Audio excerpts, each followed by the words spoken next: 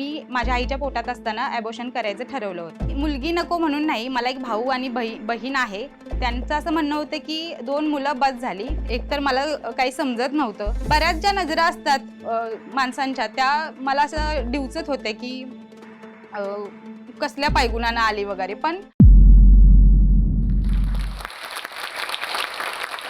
नमस्कार, मी रेश्मा दळवी खोत. माझं mood and food Marathi नावाचं चॅनेल आहे. तसे मी कॅमेरासमोर जास्त येत नाही.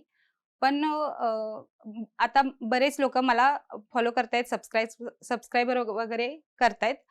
तर मी कोल्हापूर जिल्ह्यातली शाहूवाडी तालुक्यातल्या एका छोट्याशा खेडेगावातली मुलगी आहे. माझ्या गावाचं नाव सुद्धा खेडेच. तर मी जन्माला आले. जन्माला यायच्या आधी 2-3 वर्षापासून माझ्या वडिलांनी दारू वगैरे पूर्ण बंद केली. माळ घालून ते वारकरी संप्रदायात गेले. त्याच्यामुळे मी माझ्या आई-वडिलांची भांडणं कधी जास्त अशी बघितलीच नाही. तर पण माझी आई मला एक किस्सा सांगते. माझी आई म्हणजे खूप त्यागाची मूर्तीच जणू. तिनं मी जन्माला यायच्या आधी बरंच काही-काही सोसलेलं आहे. पण एक किस्सा ती मला आवर्जून सांगते, की माझ्या वडिलांनी नाही का मला आधी एक भाऊ आणि एक बहीण आहे. त्याच्यामुळे त्यांनी ठरवलं होतं, की 2 मुलं बास. आणि त्यांनी तिसरं जे बाळ होतं म्हणजे मी माझ्या आईच्या पोटात असताना ॲबॉर्शन करायचं ठरवलं होतं. तर असं ठरवल्यानंतर माझी आई म्हटली, की जेव्हा तिला सांगण्यात आलं, की तिसरं बाळ आपल्याला नकोय. मुलगी नको म्हणून नाही, मला एक भाऊ आणि बहीण आहे. त्यांचं असं म्हणणं होतं, की 2 मुलं बस झाली. तिसरं मूल काही आपल्याला नको आहे. पण माझ्या आईचं म्हणणं असं होतं, की पोटातलं मूल असं मारून टाकणं म्हणजे खूप मोठं पाप आहे ते. पण तिनं काही त्या दोघांचं चालून दिलं नाही. म्हणजे माझ्या आत्तीचं आणि माझ्या वडिलांचं. शेवटी मी जन्माला आलेच. तर माझं 1ली ते 7वी पर्यंतचं शिक्षण आमच्याच गावात, खेडेगावात झालेलं आहे. नंतर माझं 8वी ते 12वीचं शिक्षण आमच्या बाजूच्या गावात 4 किलोमीटर लांब सोंडोलीमध्ये झालेलं आहे. मला 10वी नंतर सायन्स घ्यायचं होतं. पण आमच्या गावातल्या माझ्या सगळ्याच वर्गातल्या मुलींनी तिथंच ॲडमिशन घेतलं सोंडोलीला, कारण ते जवळ पडत होतं म्हणून. तर ते जवळ पडत होतं म्हणून तिथंच ॲडमिशन घेतलं. नाईलाजानं मला सुद्धा तिथं जावं लागलं. मी एकटी गेले असते, म्हणजे जिथं सायन्स साइट वगैरे आहे तिथं गेले असते, पण घरातून तशी परमिशनच नव्हती मला. मग मी माझं 12वी पर्यंतचं शिक्षण आर्ट्समधून झालं. नंतर कोकरूडमध्ये बाबा नाईक कॉलेजमध्ये मी ॲडमिशन घेतलं. 12वी नंतर तसं मला एम-एस-सी-आय-टी करायचं होतं. पण आबा आमचे का काही माहिती, आबा म्हणजे माझे वडील, का काही माहिती पण एम-एस-सी-आय-टीच्या पूर्ण विरोधातच होते. तसं माझा भाऊ खूप सपोर्टिव्ह आहे. पण तो सुद्धा माझ्यापेक्षा 2 वर्षांनी मोठा होता. तर त्याचं सुद्धा काही चालत नव्हतं आणि आमचे आबा म्हणजे असं व्यक्तिमत्व, की कोणी त्यांच्यासमोर काही बोलू शकत नाही. कोणी त्यांना ते चुकतायत असं सांगू शकत नाही. आता पाटील म्हटल्यावर तसं थोडंफार असतंच. अ, अ, तसं वातावरणच असतं ते. तर मग मला काही आजपर्यंत एम-एस-सी-आय-टी करता आली नाही. मी आमच्या आत्तीला सुद्धा मध्ये घातलं, की आबांना समजावं म्हणून. आत्तीचं आणि आबांचं बॉन्डिंग खूप चांगलं आहे. म्हणजे एक परफेक्ट बहीण-भावंड कशी असावीत, तसे ते दोघं आहेत. तर मी आमच्या आत्तीला मध्ये घातलं, तर त्यांनी तिचं पण काही ऐकलं नाही. मग माझ्या मैत्रिणींनी सगळं एम-एस-सी-आय-टी वगैरे केलेलं. तर मला पण सुद्धा वाटायचं, की करावं. पण ते काही करताच आलं नाही. कदाचित माझ्या नशिबातच नसेल म्हणा. तर नंतर झालं एम-एस-सी-आय-टी काही करता आलं नाही. नंतर मी बी-एला ॲडमिशन घेतलं कोकरूडमध्ये बाबा नाईक महाविद्यालयात. आमच्या गावापासून आमचं जे कॉलेज होतं ते खूप लांब होतं. त्याच्यामुळं जाण्या-येण्यात वाहतुकीचं वगैरे खूप प्रॉब्लेम असायचे. मध्ये नदी होती. त्याच्यामुळं सकाळी 6 ची बस पकडायची आणि कॉलेजला जायचं. नंतर मग दुपारी 3-4 वाजायच्या घरी यायला. त्याच्यामुळं आठवड्यातून 1-2दाच कॉलेजला जायचं गुरुवारी, शनिवारी किंवा सोमवारी आणि गुरुवारी असं. आता मी कॉलेज करत होते. माझ्यासोबत आमच्या गावातलं तर कोणी नव्हतं.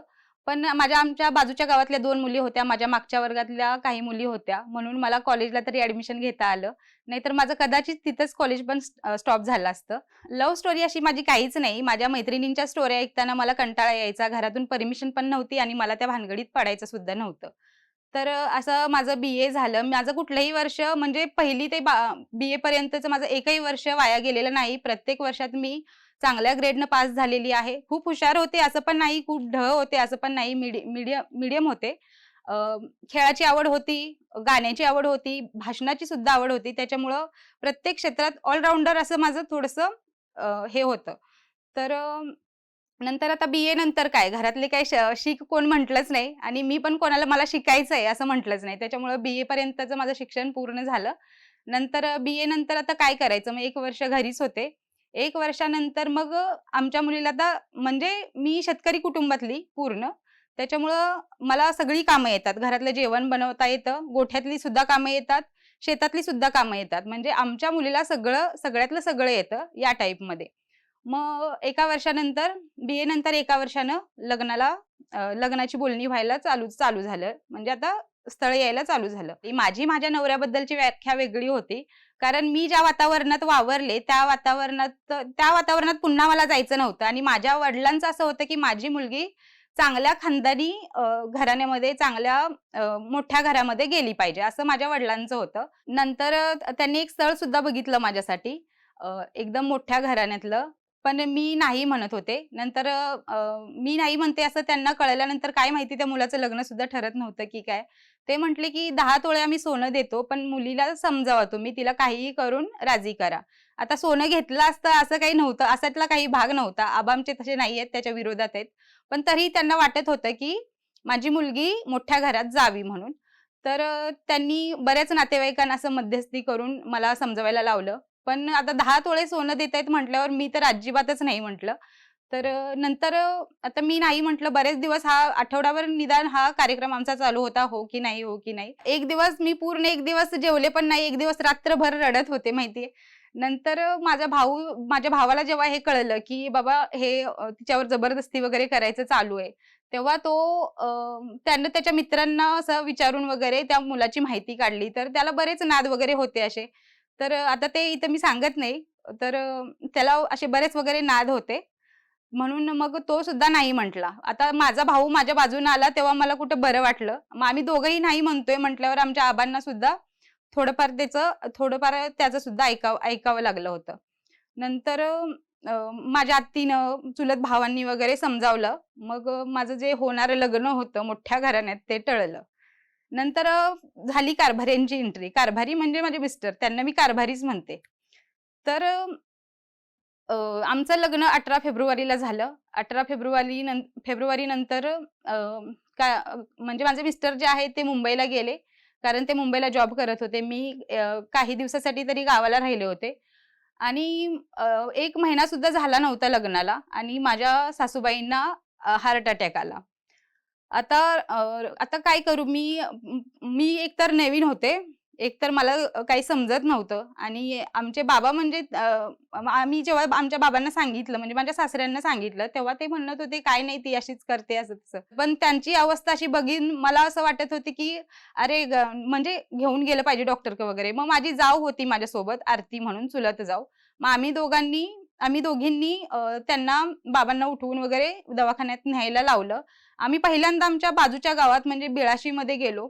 तर तिथले डॉक्टर नाही का त्यांच्या पायावर अशी कैची मारत होते. कैची मारल्यानंतर रक्त यायचं आणि तिथंच ते रक्त आटून जायचं असं व्हायचं. मग त्यांनी इमर्जन्सीमध्ये आम्हाला सासूबाईंना न्यायला सांगितलं 32 शिराळ्याला. मग तिथं त्यांची ट्रीटमेंट वगैरे झाली, त्या व्यवस्थित झाल्या. पण त्यावेळेला असं झालं, की माझ्याकडे एक साधा फोन सुद्धा नव्हता. मी तिथल्याच एका चहावाल्याच्या फोनवरून आमच्या दादाला फोन केला. दादा 32 शिराळ्यामध्ये जॉब करत होता. नंतर तो आल्यानंतर जरा बरं वाटलं. पण बऱ्याच आमच्या नातेवाईकातल्या, समाजातल्या नजरा मला अशा बघायच्या, की "अरे, कुठल्या पायगुणानं आली ही?" वगैरे असं. तर मला ते कसं तरी वाटायचं. 1-2दा माझ्या सासूबाई सुद्धा म्हटल्या, की "लग्न झालं आणि असं झालं, लग्न झालं आणि असं झालं." तर कारभारी म्हटले, की "तू दुसऱ्या बाजूने विचार कर. लग्न झालं म्हणून असं झालं असं नाही.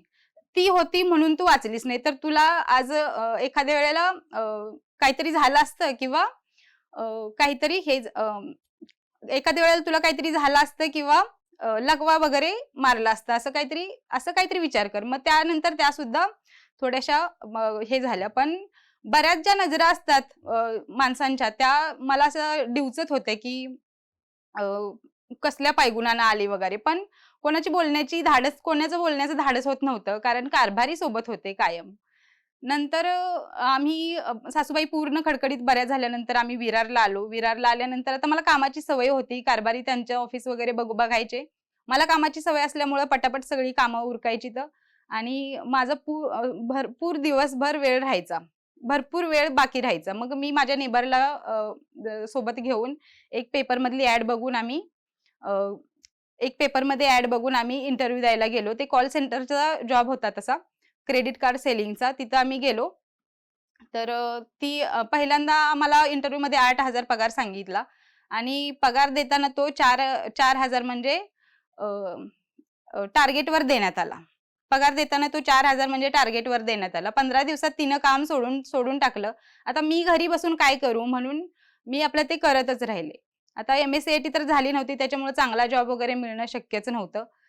तर मी तो जॉब केला. पण टार्गेटवर जसं मला पेमेंट मिळत होतं, तसं कारभारी म्हटले, की "काय एवढं हे करायची गरज नाही. घरात काम करायचं आणि धावपळ करून तिकडं जायचं आणि 4,000 येणार हातात. त्याच्यापेक्षा दुसरं काहीतरी बघ." मग त्याच बिल्डिंगमध्ये वरती 5व्या मजल्यावरती एन-जी-ओ होता. एन-जी-ओमध्ये मी इंटरव्ह्यू दिला, तर तिथं सुद्धा मला घेण्यात आलं. पण तो सुद्धा मी तो सुद्धा जॉब मी 15 दिवसात सोडला. कारण तिथली रिॲलिटी वेगळीच होती एन-जी-ओची. एन-जी-ओची रिॲलिटीच वेगळी होती आणि ते माझं थोडंसं मला पटतच नव्हतं ते. आणि तिथली एक मुलगी होती जी आम्हाला ट्रेन करत होती. ती सुद्धा मला थोडंसं वेगळंच ट्रीट करत होती. का मी गावावरून आले म्हणून की काय मला माहिती नाही. बाकीच्या मुलींना ती व्यवस्थित सांगायची समजावून, पण मलाच सांगताना ती अशी करायची. मग अशी वागणूक मिळाली तिथं मला असं थांबावसंच वाटलं नाही. नंतर 2-3 महिन्यांनी मला असं कळलं, की मी प्रेग्नंट आहे. मग प्रेग्नन्सीमध्ये म्हटलं आता काही नाही करायचं. तशी डिलिव्हरी वगैरे गावालाच झाली माझी. नंतर कारभारी सुद्धा जॉब चेंज करून पुण्याला आले आणि मी गावीच होते. अ, गा मग डिलिव्हरी झाल्यानंतर माझं बाळ 5 महिन्याचं असताना कोरोना आला. आता कोरोना आला मग कारभाऱ्यांचं सुद्धा वर्क फ्रॉम होम चालू झालं. मग ते सुद्धा गावी आले. जवळ-जवळ 7-8 महिने आम्ही गावालाच होतो. आता 7-8 महिने गावाला होतो. ऑक्टोबरमध्ये आम्ही पुण्याला आलो. तिथून पुण्याला आलो. पुण्याला आल्यानंतर मी आता घर बसल्या काय करू? हे मला समजत नव्हतं. तर मग माझ्याकडे कारभाऱ्यांचाच एक सेकंड हँड मोबाईल होता. त्याच्यामध्ये मी सर्च केलं, की काय-काय करता येईल. मग त्याच्यामध्ये ट्युशन होतं, टेलरिंग होतं, बेकिंग होतं आणि एक शेवटचा ऑप्शन होता तो YouTubeचा. मी ट्युशन घेऊन बघितलं, पण माझं बाळ आहे ते मुलांना काही अभ्यास करून देत नव्हतं. हे ओढ, ते ओढ करायचं. अ, आमच्या बाजूच्या काकूंनी मला एक मशीन दिली होती. त्याच्यावरती मी अल्टरिंग किंवा टिपा मारणं वगैरे करायची. जेवढे पैसे यायचे त्याच्यामधून दूधवाला वगैरे भागायचा. त्यात सुद्धा मी समाधानी होते.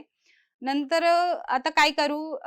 मग मी YouTube चालू केलं. YouTubeवरती मी पहिल्यांदा चहाचा व्हिडिओ अपलोड केला. आता चहाचा बऱ्याच लोकांनी अप्रिशिएट केलं आणि बरेच माझ्याच नात्यातली माणसं मला म्हणली, की "चहा काय आता आम्हाला बनवताच येत नाही, तेव्हा तू शिकवायला," असं-तसं. तर मला खूप वाईट वाटलं. पण कारभारी म्हटले, "हे बघ, सोशल मीडिया आहे म्हटल्यावर 4 लोकं 4 तोंडांनी बोलणार. तुला ते सहन केलं पाहिजे. नाहीतर तू तुझं कमेंट बॉक्स बंद कर किंवा तुझं चॅनेल बंद कर असं. तुला तुझं चॅनेल तरी बंद करावं लागेल." मग मी ठरवलं, की अशा लोकांना इग्नोरच करायचं करून. तर मग अशी माझी जर्नी चालू झाली YouTubeची. 7-8 महिन्यानंतर माझं चॅनेल मॉनिटाईज झालं. मला पेमेंट आलं सुद्धा. YouTubeचे 2 पेमेंट आले मला पहिल्यांदा. एक ऑक्टोबरमध्ये आणि एक नोव्हेंबरमध्ये. त्याच्यानंतर 1.5 वर्ष काही पेमेंटच नाही. मग आता कारभारी एकटे कमवणारे, 4 माणसं हट्टी-कट्टी घरात खाणारी, पैशाची पूर्ण ओढाताण वगैरे व्हायची आमची. तर अशातच माझ्या सासऱ्यांना प्रोस्टेट कॅन्सर असं झाल्याचं लक्षात आलं. मग त्यांची आता कॅन्सरची एक ट्रीटमेंट करायची म्हटली तर 25,000-30,000 लागतात. मग तशी आमची म्हणजे तसं आमचं सेव्हिंग पण नव्हतं काय आणि कारभारी म्हणजे आता कारभारी सुद्धा एकटे कमवणारे. मग काय करायचं? मेडिक्लेम होता. मग आम्ही सासऱ्यांचं ऑपरेशन वगैरे करून घेतलं प्रोस्टेट कॅन्सरचं आणि त्यांचा एक पाय सुद्धा खूप मोठा असा सुजलेला. तर ते सगळं झालं. त्यांचं ऑपरेशन त्याच्यामध्ये आम्हाला 2.5-3 लाखाचं कर्ज झालं आणि आता मेडिक्लेम होता, पण त्याच वर्षी आई-वडिलांना मेडिक्लेममधून काढण्यात आलं होतं. त्याच्यामुळं म्हणजे जो मेडिक्लेम होणार होता, ते आमचं कर्जामध्ये त्याचं रूपांतर झालं. नंतर आता काय करायचं? मला मला सुद्धा थोडा कारभाऱ्यांना हातभार लावायचा होता पैशांचा. घर जरी चाललं तरी बास होतं मला. म्हणून मी खानावळ चालू करायची ठरवली. पहिल्यांदा एक मुलगी आली. परत 1-1.5 महिन्याने एक मुलगी आली. परत एक मुलगी आली. असं माझं खानावळीचं रुटीन झालं. मी 3-4च डब्बे ठेवायची तशी आणि खानावळीच्या पैशातून आमचं घर चालायला लागलं. कारभाऱ्यांना थोडासा हातभार लागायला लागला. पण याच्यातून सुद्धा मी व्हिडिओ बनवणं ते अपलोड करणं वगैरे सोडलं नाही. मग असे म्हणजे फक्त आजारपणातच नाही, असे काही निर्णय सुद्धा झाले आमच्या हातून, ज्याच्यामुळं कर्जात अजून भर पडली आणि मी म्हणजे मला म्हणजे खूप टेन्शन आलेलं. एक दिवस मी अशीच आमच्या हॉलमध्ये बसलेली खुर्चीवरती, स्वामींचा फोटो होता आणि मला आतूनच असं हे झालं, म्हणजे मी बोलायचं म्हणून नाही, पण ते आतून आलं माझ्या, की स्वामी आता बास, कंटाळा आलाय मला ह्या सगळ्याचा. चकवा लागल्यासारखं फिरून-फिरून आम्ही त्याच ह्याच्या इथे अडकतोय. तर मला आता म्हणजे मला वाटत होतं, की कदाचित माझ्या आईनं तेव्हा अबॉर्शन करायला हो म्हटलं असतं तर बरं झालं असतं. एवढा मला कंटाळा आला होता. तर असं झाल्यानंतर अवघ्या मी एक व्हिडिओ बनवला. म्हणजे तो सुद्धा एकदम जीवावर आल्यासारखा YouTube बंद करणार आता वगैरे अशा अशा ह्याच्यामध्ये बनवलेला. पण आणि तो व्हिडिओ मी अपलोड सुद्धा केला आणि 7 दिवसात तो व्हिडिओ व्हायरल झाला. तर आता व्हिडिओ व्हायरल झाला म्हटल्यावर मला खुशी झाली. मग मी परत जोमानं काम करायला चालू केलं आणि आज माझी 4,70,000 सबस्क्रायबर आहेत सध्याच्या घडीला तरी. लवकरच 5,00,000 सुद्धा होतील आणि आता YouTubeच्या माध्यमातून म्हणजे जास्त नाही पण थोडीशी फार कमाई का होईना मी करते. माझ्या मिस्टरांना हातभार लावते. त्याचं मला खूप प्राउड वाटतं आणि माझे मिस्टर म्हणजे असे आहेत, की त्यांनी कॉलेजच्या टायमिंगला सुद्धा त्यांनी म्हणजे हौस-मौज केली नाही. त्यांनी घराची जबाबदारी घेतली, भावाला शिकवलं, आई-वडिलांची वगैरे जबाबदारी घेतली. त्याच्यामुळं मला त्यांच्याबद्दल सुद्धा खूप प्राउड वाटतं. मी एक वेळ मी माझ्या स्वतःच्या पायावर उभी आहे आज. त्याच्यापेक्षा मी माझ्या नवऱ्याला हातभार लावते. याच्याबद्दल मला अभिमान वाटतो त्याचा. आज मला कोलॅबोरेशनसाठी विचारलं जातंय. नंतर मला बघून बऱ्याच लेडीज इन्स्पायर झालेल्या आहेत. दोघींची चॅनेल तर मॉनिटाईज झाली. एकीला पेमेंट सुद्धा आलं. डीएम वगैरे करून त्या मला सांगतात. नंतर काही महिलांनी खानावळ सुद्धा चालू केलेली आहे. त्यांचं सुद्धा घर आता चालायला मदत होते. तर एक इन्फ्लुएन्सर म्हणून मी माझा एक अनुभव सांगते, की एकानं नाही का कोलॅबोरेशनसाठी विचारलं होतं मला. तो म्हटला, "ताई इथं इथं जर चाललं नाही ना माझं, प्रॉडक्ट जर सेल झालं नाही तर मी बंद करणार" म्हणून. पण मी कोलॅबोरेशन केल्यानंतर त्याला एवढा फायदा झाला, की त्यानं पर्सनली थँक्ससाठी मला फोन केला होता. मग अशी आमची आर्थिक परिस्थिती हळू-हळू सुधरत गेली. कारभाऱ्यांचे बरेच क्रेडिट कार्ड आम्ही बंद केले. अजून थोडंसं लोन का होईना आहे.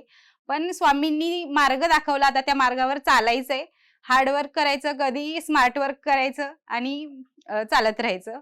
आणि एक काही बॅकग्राऊंड नसताना म्हणजे कॅमेरा कसा वापरायचा, काय एडिटिंग कसं करायचं, हे काही माहिती नसताना मी जर करू शकते, तर तुम्ही सुद्धा हे सगळं करू शकता.